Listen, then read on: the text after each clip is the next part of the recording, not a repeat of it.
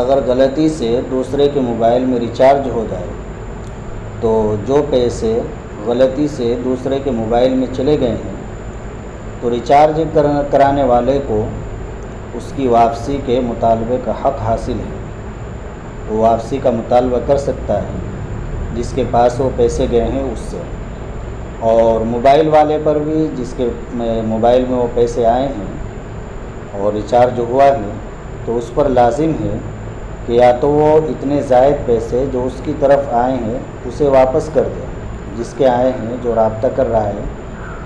اور یا پھر کمپنی کے ذریعے زائد رقم اپنے موبائل سے نکلوا دے۔ لیکن اگر کسی کی اس طرح زائد رقم آ جائے تو اسے اپنے موبائل میں نہیں رکھنا چاہیے، اس کو جس کی رقم آئی ہے اگر اس سے رابطہ ہو جائے تو اس تک واپس کرنا ان کو لازم اور ضروری ہے۔